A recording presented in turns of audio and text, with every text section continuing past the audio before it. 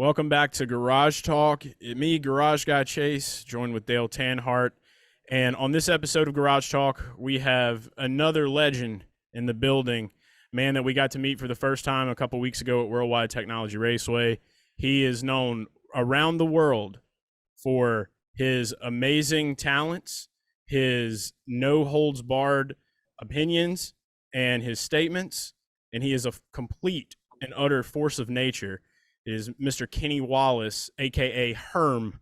Welcome aboard Garage Talk. We are so happy to have you here, Kenny. Thanks so much for joining us. I'm excited to be on your show. I've heard a lot about you. And I just got done working on a race car doing my deal. And I'm excited to spend some time with you all. Yeah, I got to start somewhere else, though. It is about Worldwide Technology Raceway. It was really cool that we got to hang out, and you guys, of course, got the boat running on the NASCAR race day stuff, or the Kenny Wallace show, I think is what it was called. But how is John Roberts literally the nicest person I've ever met in my life? How nice is that guy? He is just way too nice. Does it not blow your mind? Yeah, he's very nice, and he's also the one that makes me laugh so much. Everybody goes, "Man, Wallace, you laugh so much." I'm like, I just don't laugh to laugh. Johnny Roberts is funny. He's really talented. He can play the drums. He's good. He's just funny and a good man. I had no idea he was a drummer. That just He can adds do some anything. extra He's points. crazy talented. I love the drums. I do a little drumming, a little guitar myself, so I'm a big music guy. Love that. We'll have to get with you. We do garage jams over here. I want to know what Kenny Wallace's 10 favorite songs are of all time. So we had one with Mark Martin on here. He was our first legend driver that we had do it. So now we got you. So we'll have to get that hooked up. But yeah, we're talking about Worldwide Technology. It was so awesome getting to meet you and John in person for the first time. And just getting to open up for you guys that day at that track was phenomenal. And Worldwide Technology Raceway is, I know that's like your home track kind of in NASCAR, being in the St. Louis area in Missouri. And so we got to know them really well. They love us. We love them. And we can't wait to get back up there and do some more. What do you have to say? Like the crowd that is there, this is 2 years now, had another sold out crowd. It's just awesome to see that in the Cup Series and being one of the tracks that are independently owned in the sport. What does that mean for you and your community in your hometown? First of all, they have a really good team over there. There's this new phrase I've been using lately is it's called "gotta wanna," and they have that. They gotta wanna. They wanted to do good. So the owner Curtis Francois and general manager Chris Blair, they love racing. They're huge race fans, but great. Curtis is a great businessman. So they really they want to be successful. They are really intense but good people, and it makes me proud because it's my hometown, and this is where we're from, and we have racing around here, but never thought the NASCAR Cup Series would come here. Yeah, that's what's the best part about it, really. Like, I love going to the races there. It's 2 years now. We hope to continue to keep being there and maybe do some more live stuff. Opening for you guys was huge, and the crowd there was just amazing. And, you were also on the Fox broadcast now. I think this is 2 years running that you've done it out there. You had a long career in broadcasting. I have to ask, this year I know there were some things that happened. There were some AT&T fiber internet issues or whatever. And this is not just maybe a question for that a specific time, but I feel like it definitely applies. What are some of these conversations that are happening in the Fox booth when the commercials are cutting? Well, I feel like with you being up in there, I know on a week-to-week basis it's got to be hilarious, but like, what are some of these conversations you guys have, like when the commercial cuts or when these things happen? Like, where does the conversation run to? Well, it's a well-orchestrated machine. It's very intense because although we're sort of relaxed, we're on fire mentally because we know there's handful of millions of people watching, 2 million at least, and then now we know that everything's being live streamed on people's phones, so it's safe to say that there's 2 million people watching. So you kind of know this in the back of your head, and you feel like you're trying to do your very best job. So it is not fun and games.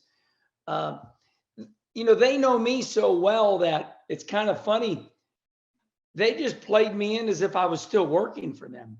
They're like, okay, we're going to do, Where's Wallace with you?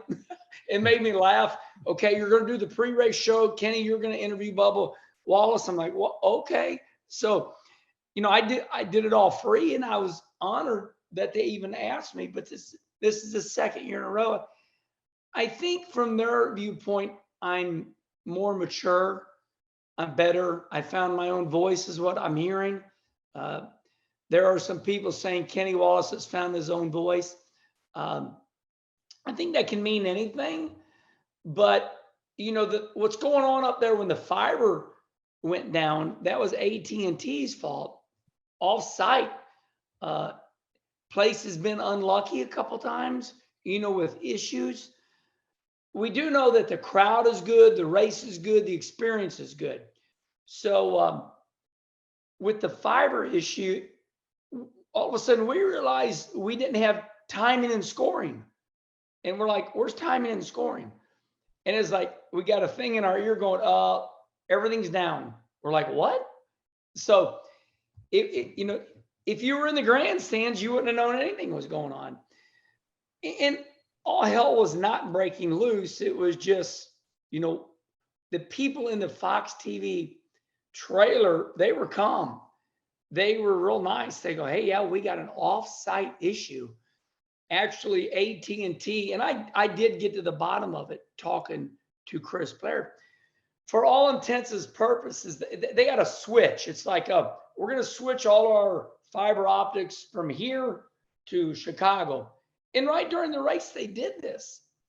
And it That's really crazy. messed the whole deal up. And it is very hard for me to explain. I'm not a professional. But basically, they turned a switch like railroad tracks. Like everybody's going, and now we're going to go like this. So it was a strange phenomenon. I don't think it's happened very much. And NASCAR was, they were more, feeling bad about it than the racetrack was, because it was like, how did this happen? And so it happened. What I was happy about is it seemed like it just died down like 12 hours later. We heard about it on Monday, but it was just kind of like, it never lingered. But it was big in our booth. I happened to be up in there in the second stage when it went down. And then when I went down to the TV compound is when I learned a little bit more about it. Yeah, NASCAR Twitter, all the keyboard warriors were going crazy, as Mike Joy likes to call them. But we like nostalgia. We like to mix past with present and future. I got to go back talking more about St. Louis, that track in general. Was the favorite race you ever watched there the 2004 Truck Series race under the lights, when 2 or 3 cars are flying up on the wall and you're screaming in the booth? As a child, I'm 7 years old watching this, and me and my dad were just going crazy, and going crazier because you're going crazy in the booth. I just have to know, like, what your thoughts were about that race when it was happening. And was that like your favorite race you ever got to get up in the booth and call? So I have a lot to say about that. Yes, perfect. I think that in life, we get to be 30 years old, right? We're 30 years old. Then all of a sudden we look at a picture of ourselves when we were 20, and we're like, oh my God, I can't believe my hair. Look at my hair, when I was 20 years old. Oh, look at those silly shirt. What was I thinking? So with that being said, we all go through that. Back then, I was being hired because I was exciting. And, I had a lady hire me for speed. And she said, Kenny, do you know why we hired you? And I said, I don't have a clue. They said, because you have a lot to say. So I took that is I talk a lot, and I get excited. And so when that race was going on, it was crazy. They were wrecking their butts off. It was exciting. And I was just saying and feeling what I was seeing. Now, when I look back on it, would I do that today? No, but I would be excited. So back then, if I was at 100% you know, with my voice, I'd probably be 80% now. But I think that was me being young. But still to this day, it's a hell of a show to watch. If you look back at it on YouTube or wherever, it was exciting. It was unprecedented. You know, I mean, they kept going green light caution, green light. It's like, is the race? Oh my God, they wrecked again. It was the craziest damn race ever. So that was my age, and that was that time. I love that. Yeah, speaking of that, you brought up Speed Channel. So that was what was really big for me. I remember watching you on Speed Channel a ton when I was coming up, and I love that atmosphere, right? The college game day atmosphere. Yeah. Speed Channel Race Day Live, watching you guys on the booth. You got all these fans there. It is just one of the most amazing atmospheres when you're a fan of something and you're there to watch the competition and you get to attend something like that in the beginning. And my favorite part about it has to be all of the signs that the fans bring. So I want to ask you, I know there have to be some that are very memorable, some that stuck out more than others. What were some of your favorite or your most unforgettable signs that you saw at all of the races you went to during the years? The wildest, funniest, whatever it might be. Well, first of all, great question, because that was a big part of the show. We had the signs on site with big markers for them to fill out, and they were blank. But then, you know, as we got into the 10th year, you know, the show became a phenomenon. It was an overnight success. And then everybody's like, we got to go because we want to be seen on TV. We had people showing up at these races, 5,000 people. They got to the racetracks early so they could be on the show. They're like, hey, I'm gonna watch this. I'm gonna write, Jeff Gordon wears makeup or Jeff Gordon sucks. And so we literally had to have Fran. Fran was this guy from Michigan. Don't know Fran's last name, but he's a good guy. And he was our stage manager. We had to have a stage manager because, people get drunked up and they start throwing stuff at us, or not because they were being mean to us. They just wanted attention. And Fran had to go down and grab some of the signs away because they could not be shown on live TV. Those are the best ones usually. Those are the ones you want to see. Well, yeah, so Fran was our stage manager, sign controller, but yeah, I mean, show us your boobs, and people try getting, eat crap, but use the other word. And I laughed at all of them because I'm hardcore. I'm kind of, I'm street smart, I love I'm a little ghetto myself. And let's go. I thought all of it was funny as all get out, but I guess they got that new deal now where you get fined if stuff gets on TV that shouldn't be on there. Yeah, they'll ever hand out like fan fines? Like they'll just go find the fan, like in the minute. How do you think that would play out? We cuss on the show, by the way, Kenny. You're welcome to have free reign. So funny. Yeah, well, I cuss a lot, and it's just natural. Like when I cuss, I don't even know I'm cussing. Same. But it's been brought up more lately because I'm doing more. And, on my YouTube shows, the Kenny Wallace Show or Kenny Conversation, my manager is really good. And he just doesn't want us to be kicked off for any reason. So we understand. Yeah, so I can say the word, by God, we'll de-bullshit this. But he doesn't like me. De-bullshitting is okay. It means like we're going to weed through this. But they'll bleep things out. He'll bleep things out every once in a while because he doesn't want to get us in trouble. Yeah, that's and YouTube can kind of suppress your videos if there's too much bad language. So we understand how that goes. But I'm learning. Hey, you're doing a great job. Your show is fantastic, by the way. But thank you. Talking about you talk about it yourself. You got a lot of things going on with the Kenny Wallace Show, the NASCAR race day revamping, and I want to get into the revamping here shortly. But on the nostalgia level, I loved when, and I know you guys, you probably talk about this with a lot of people and answer similar questions. like when the Budweiser shootout was going on and you'd be at the bar popping the beers to give everybody their starting position. The interaction with the drivers was very natural, and it was really, really fun for people watching in person or on TV. And you guys always had drivers in and out coming up on the stage and everything as guests.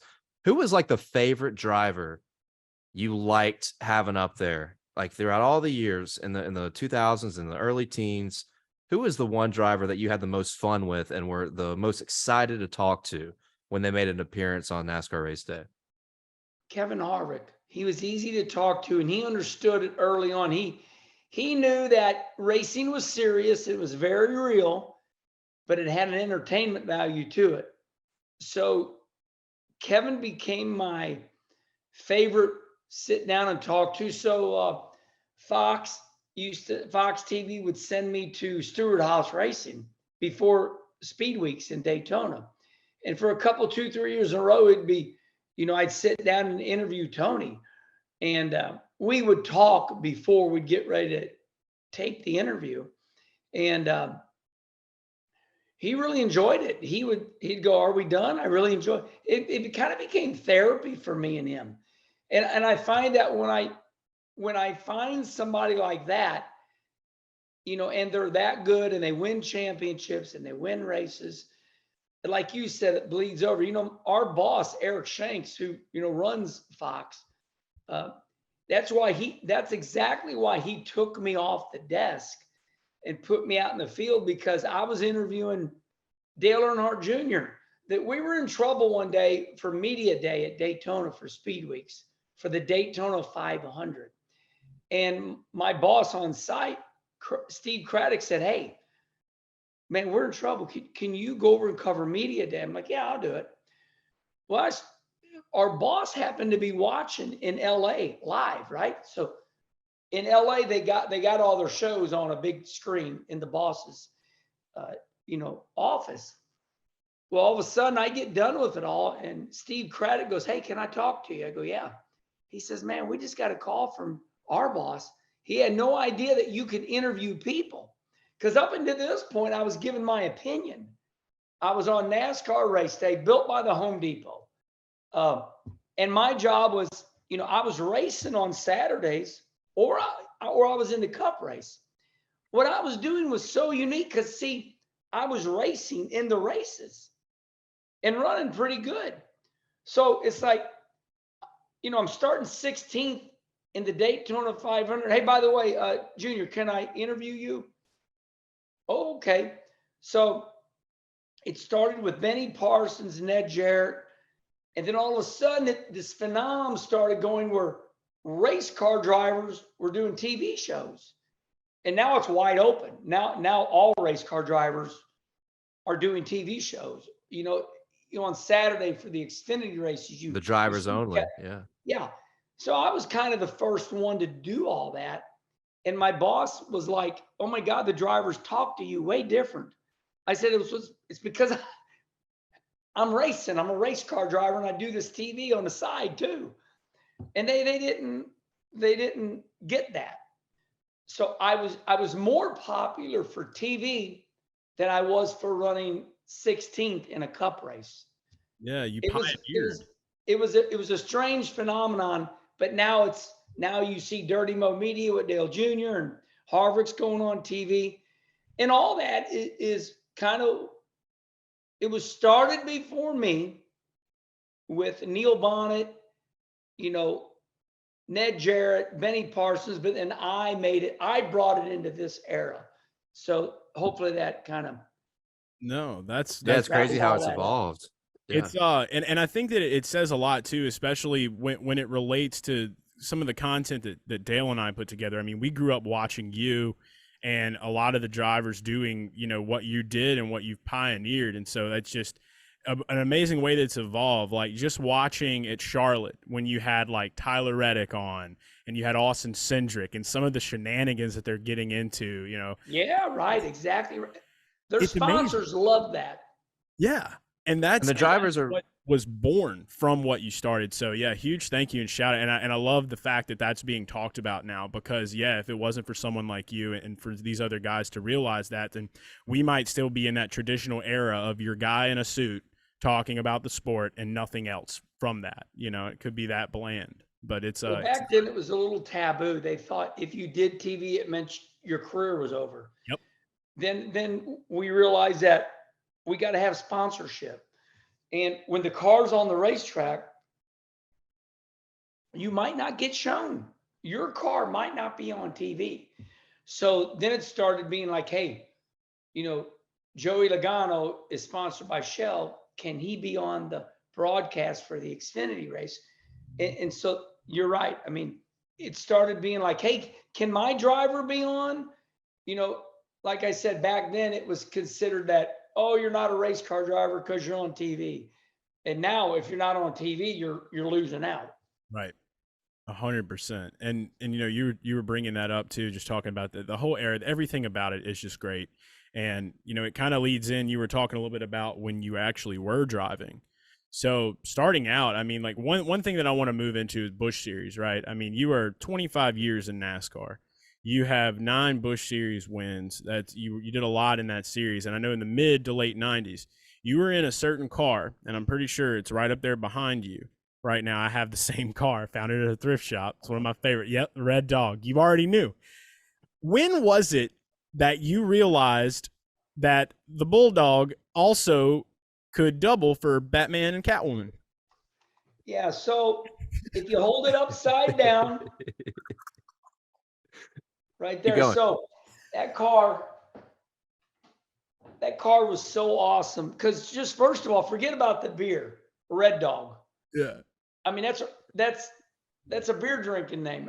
Hey, Red Dog. You know, you can say Red Dog, or you can go, hey, Red Dog. You know, so it was a dog, and it was, Bulldog, and then the fans started doing what they wanted with it. They realized that if you turned the dog over backwards, it looked like Batman and Robin having a good time, and so then it caught on a life of its own, and like we had nothing to do with it. And I'm like, what? Yeah, turn it upside down. I'm like, oh my God.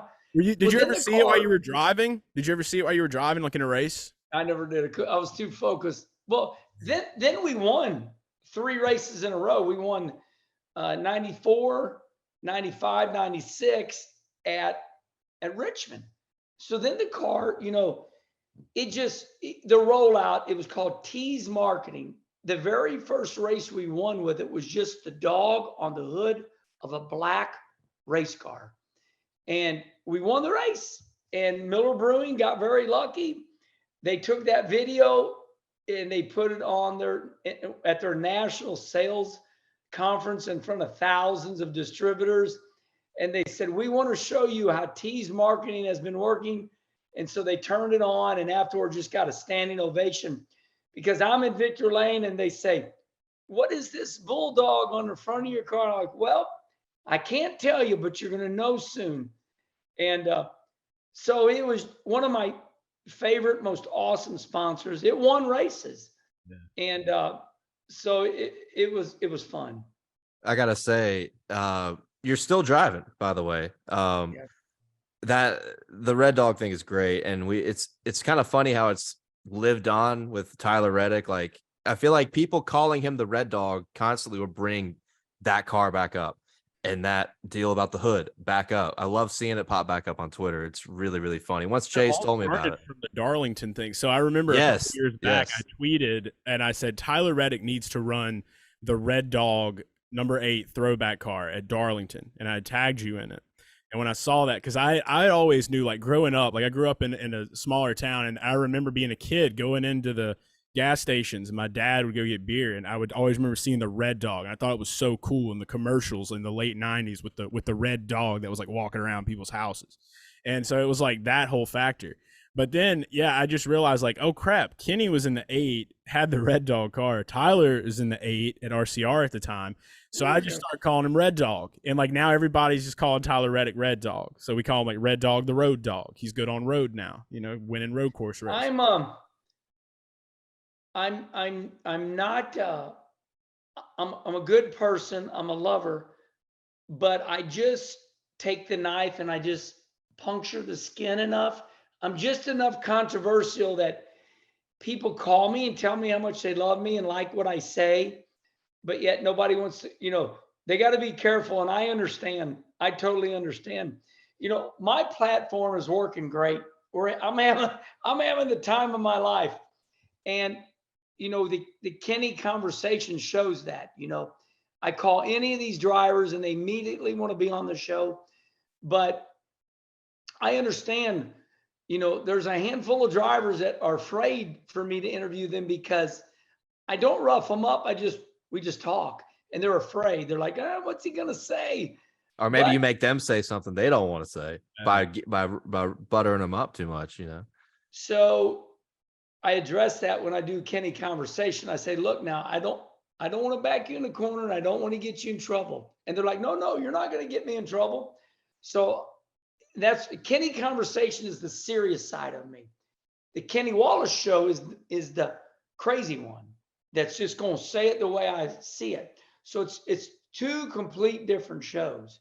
And I think that's why Kenny conversation has had Tony Stewart, Kevin Harvick, Mark Martin, Bobby Labonte, Brad Keselowski, we just, Brad Sweet and Jonathan Davenport. And, we'll have Roger Penske on soon. Jimmy Johnson's coming on. But, word of mouth travels. So yeah. So, I mean, there's three of me. Which one do you want? You want the flamboyant one. So the Kenny Wallace show is about, saying what's up and telling the truth.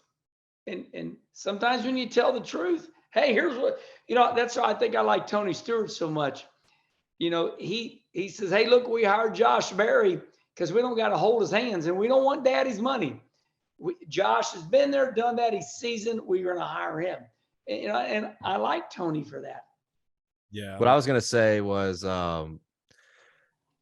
you're driving. You're still driving now is what I was going to say. But we love talking about the Red Dog situation. But I like the Kenny, and we love to get off topic too. Like we go off on all these crazy tangents. So I feel like you fit in perfectly with us. And I want to go off on one more of those tangents because of what you just said. I like the Kenny Wallace. I like all Kenny Wallace versions. I'll be honest, but I do really like the Kenny Wallace I saw the other day on your Twitter where you just put a random video of you.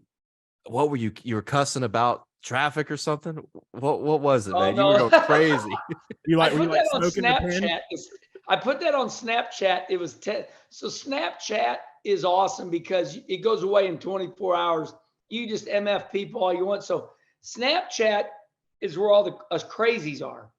And just say whatever the hell you want to say. And so on Snapchat, that video is about a year old. But I saved it because my wife laughed so hard when she saw it. It's something that we all deal with.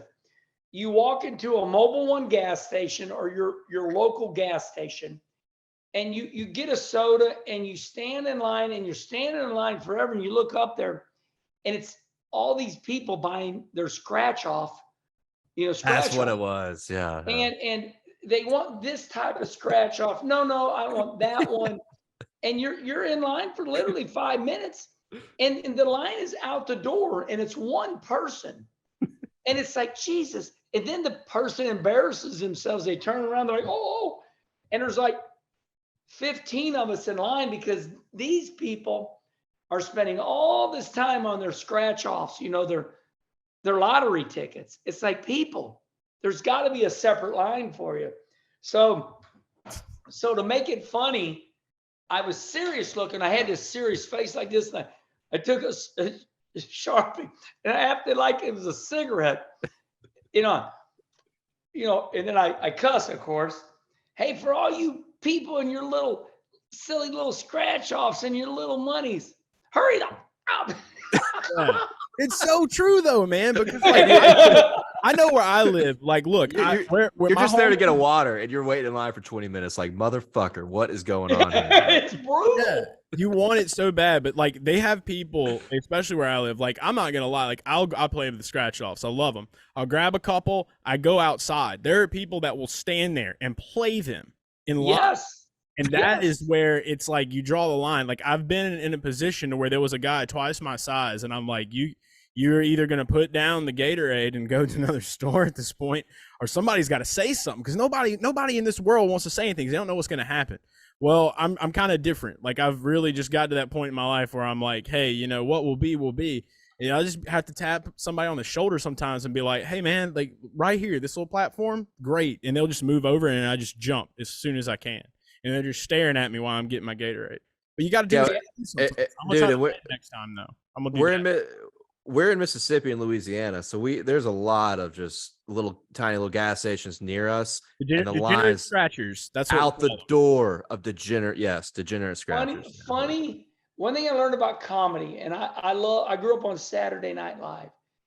True comedy is what is painful in life, and people make fun of it because everybody's like, yeah, I go through that. Those damn people and those scratch offs where I come in to get a coffee and I just want a coffee. And now I'm in line for 15 minutes because you want scratch offs. I'm gonna tell you, Kenny, like, have you ever thought about getting into stand-up comedy? Because I think you would be fucking hilarious at it. I really I would be good at it, but I just don't want to put the effort into it. I feel you on that. I'm looking into some open mic stuff here in New Orleans right now. So it's like I grew up the same way. I was obsessed. Like Chris Farley, Adam Sandler, the golden era. Dale's the same way with like Will Ferrell and all them. We love that. Like So we Dana Carvey. kind of consider ourselves like racing like comedians, I guess you would say. Like that's just like I naturally felt that way my whole life as a class clown, somebody that's moved up through those ranks. I was the class clown. Surprise, Exactly. surprise, right? Yeah. That's why we vibing good right Well, here. yeah, and I can't reiterate enough how often we go off these tangents like this. So this is great. But I have call to them get back. audibles. Audibles. Means I think of this NFL is not football. organized. That's what I ha- DW told us too. Like DW, we did a deal with Darrell Waltrip, and which was the biggest honor that we've ever done. We broadcasted an iRace with him, and he was telling us a little bit about that. Just like, yeah, if you don't really know what's going on, man, you just got to kind of go with it sometimes. You just got to say what you feel in the moment. You know, you don't really know what's going to happen or what's happening, but you just come up and pull some stuff out your butt sometimes. And I'm just like, yeah, that's exactly what he said. But finally, I got to ask you, because you're still driving. The point that I wanted to say like 15 minutes ago, and I'm honestly glad I did because this has been fucking hilarious. You know, I'll just be blunt. But you're still driving. You're still doing the dirt stuff, and you're doing SRX this year too, right? Tell us about what that's going to be like and what you think of the SRX series and everything going on as that gets ready to get kicked off, as well as what you're doing on the dirt side of things too. Yeah, well, I get it. I am confusing to people because I still win and I race at a very high level and I win big races. But I put so much stuff out there on the internet that a lot of people can't concept. Like when I win, they really stare at the car to see if it's really me coming out of the car. And what I do 90% of the time is, you know, I do all my own work. I mean, I bust my butt. And so they SRX series sees that, and they know that I race, and I've won like 108 dirt races and championships. So they just Don Hawk called me up and said, "Hey, we'd love to have you at the last SRX race at Lucas Oil Speedway in Wheatland, Missouri," and it's an incredible honor because the SRX series made a big game change. They went back to Thursday Night Thunder, which when you guys were babies, that's what made Jeff Gordon so famous. You'd be sitting Thursday night, you turn on ESPN, and there they were showing open wheel midget racing from Lucas Oil or from, Indianapolis Raceway Park. It's had so many sponsorship changes that, O'Reilly Raceway Park, Lucas Oil. Right. ERP. Shout out to ERP. That's what we like to call it. We call it ERP. Yeah. So anyway, now SRX is the place to go because They're going to be live on Thursday night, ESPN. It's 6 weeks. It's 6 races, but it's a month and a half. Yeah. It's right through the middle of the summer. It's SRX. And it's, some great drivers, IndyCar drivers, all types of great drivers, asphalt, dirt, and they're big names. They're starting out with, Clint Boyer and Kyle Busch and Kevin Harvick. And Marco Andretti. And so when they called me and said, hey, would you do this? I'm like, hell yeah. And it's 3 hours from my house. So that whole genre you brought up there, I heard you're like, you're still racing.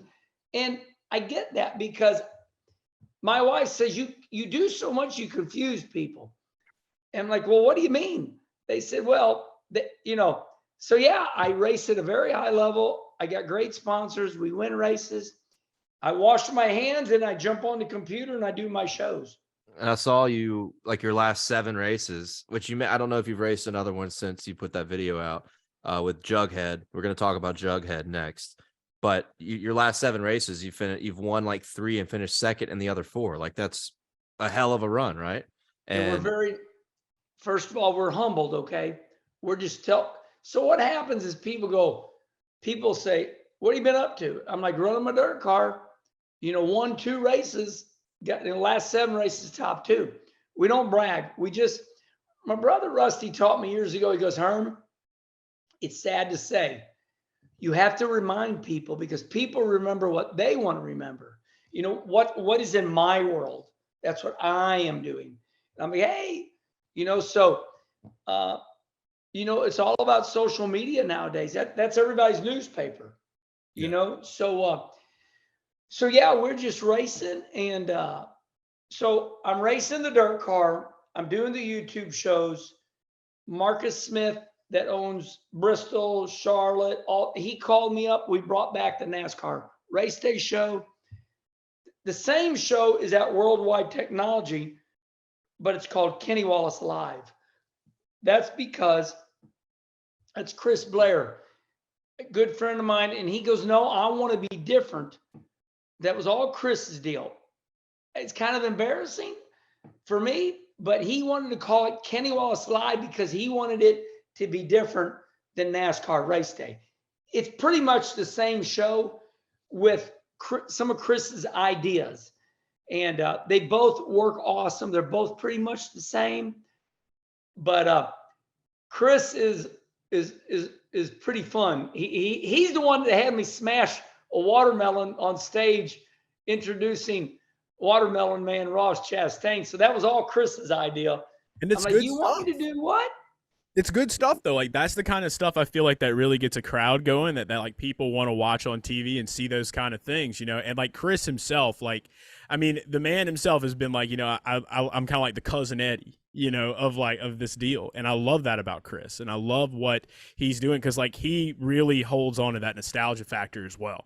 So like, yeah, like the name thing is different. And Marcus Smith doing that was huge because that shows that he's invested and understands and knows what were the great things about NASCAR when it was at its peak and what to do and how to continue that momentum right now. Because believe it or not, like we know too, NASCAR has tremendous momentum and we want to see it back on top just like everybody else does in the sports world.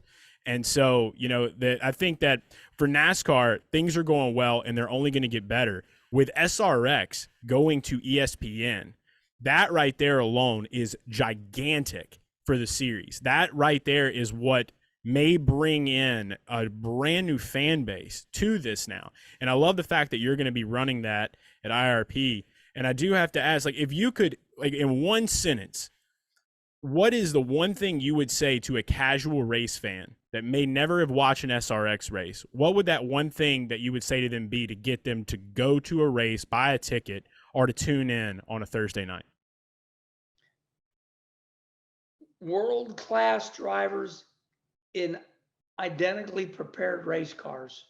Where else are you going to go and see drivers from NASCAR, IndyCar, drag cars, stock cars, dirt cars? when you got Ron Capps, who's a drag racer, and when you got uh, you know sprint car racers, dirt sprint car racers, uh, you just got all these disciplines, all these, yeah, it's rounding round, but you know, however you can consolidate that, what I tell people is I go, look, it's world-class drivers all in identically prepared cars. Now, every once in a while, there's going to be some cars that flex differently, but they make them identically prepared as they can. It's our IROC series now. It's our IROC Yes, series yes. revamped. Yeah. Yeah, but yeah, exactly. Greatest, But longest sentence ever, by the way, Kenny. I loved it. I loved it. yeah, right. So I'm not really good. We work hard to consolidate things, but the biggest difference between this and IROC is that they come to your track. They're coming to your little dirt track, and that's why it's got so big. We got 5,000 grandstands, and they're packed. That looks way better than Talladega, with 50,000 people and there are all these empty seats. You'd rather sell out 5 or 10,000 seats. You know what I mean? Absolutely.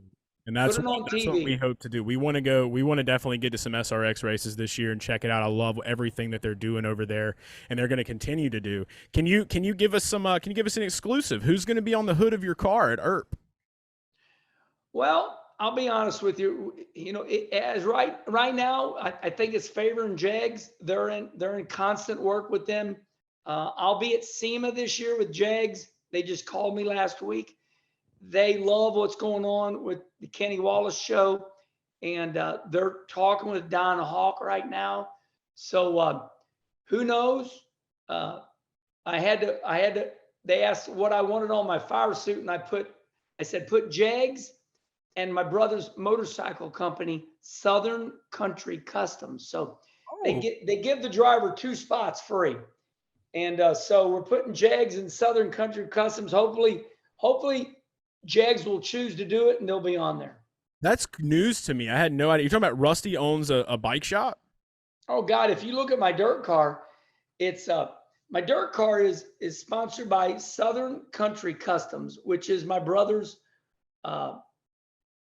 So let me see here. I got some really good pictures. Like now, I'm just imagining Rusty like in the movie Wild Hogs. Like he's just like cruising down the speedway. Oh, like, Rusty's unbelievable. Is he a chopper guy? He's got like big handlebars. Yeah. So here's my dirt car. Love it. See that? We run the hell out of that thing. But on the quarter panel on the nose, if you go to Instagram anywhere, go to Southern Country Customs. I'll find it for you right here. I didn't check that out. Did you know this, Dale? Did you know that Rusty had a bike shop? I did. Oh God, him and Steven built them themselves. I've seen this branding. I've seen this logo. I just had no idea that it was Rusty, that your brother like did that. That's awesome. Rusty's unbelievable. Rusty literally builds them up. They built Tony Stewart's motorcycles. They just were up at Bentley Warren's. What they do is they take brand new Harleys. Damn, boy. They take brand new Harleys, brand new ones, and it's called custom. The objective is you don't want to pull up to a stoplight and see another motorcycle just like yours. Right. So Rusty's like, okay, what do you want to do? And they're like, I want this type of paint, and I want better music, and I want a badass motor. I want cool pipes. So it is a Harley. It originates from a Harley, and they're kind of Harley branded. In other words, they're not sponsored by Harley, but it's a Harley, and they pimp that baby out. Do you want to go down the highway? Do you want to put your girl on back and cruise down A1A? They build motorcycles what you want, and you tell them what you want. So Southern Country Customs, it's a mouthful. I just had a crazy idea. I just had this idea. I want to run it by you real quick, Kenny. A television show, 2 brothers on motorbikes touring the world and have a special guest driver on a motorbike. And you just go on mountains like the Dragon's Tail, coming to Tennessee. They just went. Rusty and Steven, they all went. Clint Okay, Boyer, I love all that. of them. Love that strip. Like, that road is incredible. So I've done it. I got sick. I had to pull over and throw up once. It was Oh crazy. shit, yeah. Well, Mike Skinner was on it. So I just went on the Kyle Petty charity ride. Best time of my life. I could see him being a biker. Kyle Petty's got the ponytail. Oh, he He's all is. in, dude. He is a biker. Yeah, but he's really cool. The Kyle Petty charity ride is about the Victory Junction Gang Camp, and it's about people, and it's just motorcycles are about people. We use motorcycles as an excuse, but it's about people, and it's so much fun. Yeah. That's awesome. We got to check out that Instagram page, but I wanted to talk about something I kind of hinted at, talking about your dirt series stuff, everything you got going on with the dirt car, winning races, finishing second, hella good runs. We got to talk about the man, the myth, the legend, Jughead. I've seen this very recently. I know you have tweeted by popular demand. You've got an interview coming out with him as well. We're very fascinated, interested with this guy. So I just want to know what's the story behind Jughead. And he's like the only guy with you. You talk about how you're everybody else is all on a lake, or they're all just away from the racetrack now. Jughead and Kenny Wallace are still together. What's the story?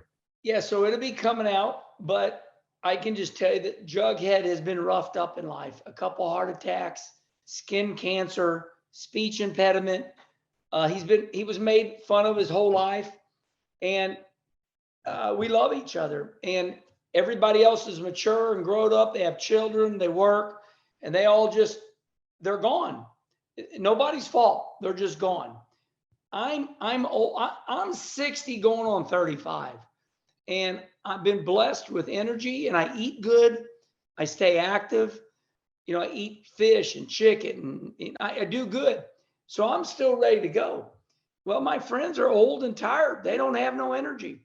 Well, Jughead doesn't have much energy either, but he loves racing. And I take care of him, you know, and he helps me an awful lot.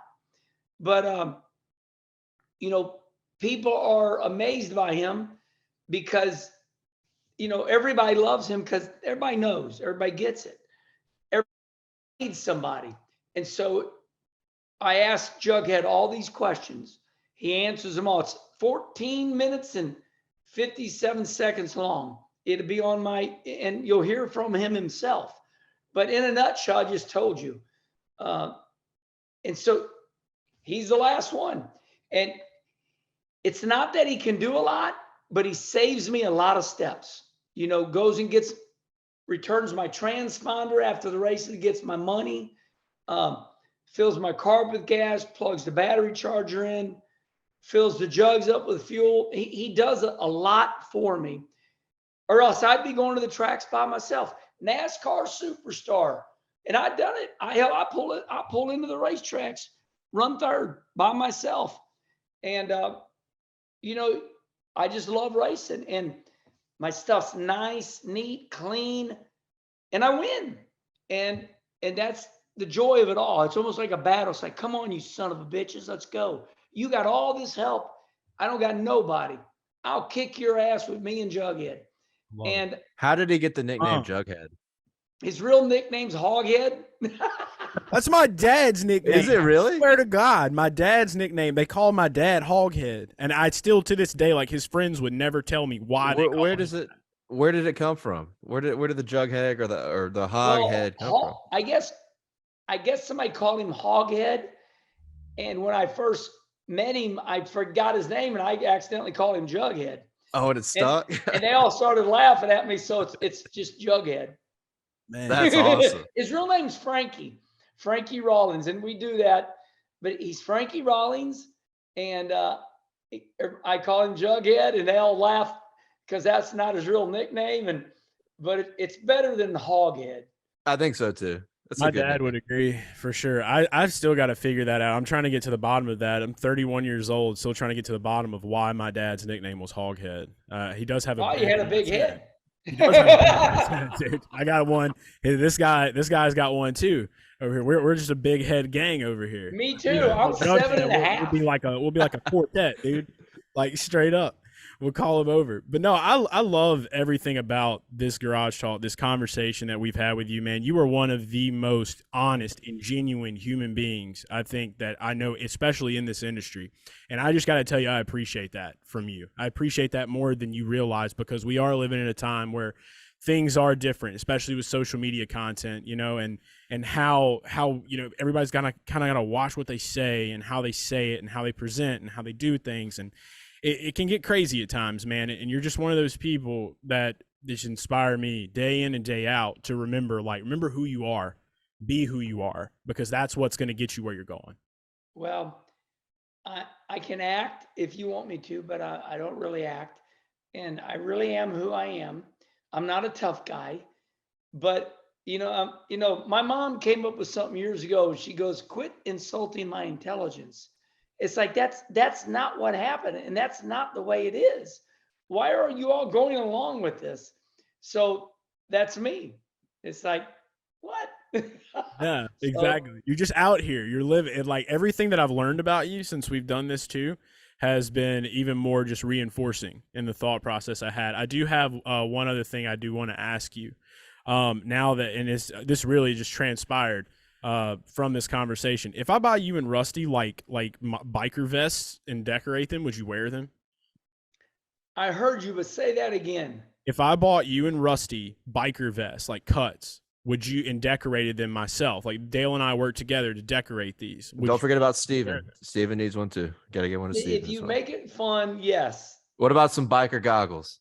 So, Make anything you got. We want a picture in return, though, Kenny. Like we're gonna ask for a photo. Like we're gonna need yes, something I would like love to these. help.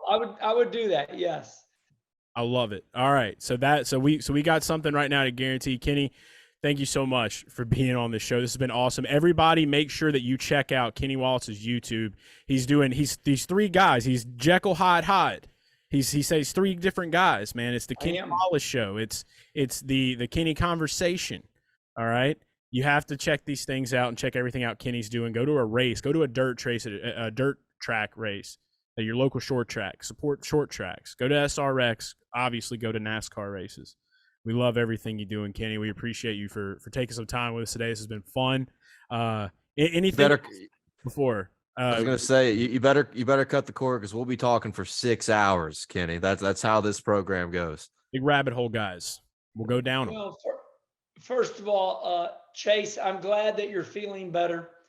And you know, I see that you had enough energy to tweet that you were feeling better and taking a picture. Isn't that something? I love how we all do it. But I'm glad all of you are in the sport. We need you, and I love you all. Thank you for having me on. Thank you, Kenny. Thank you, Kenny. We appreciate you, man. All right, we'll see you guys later.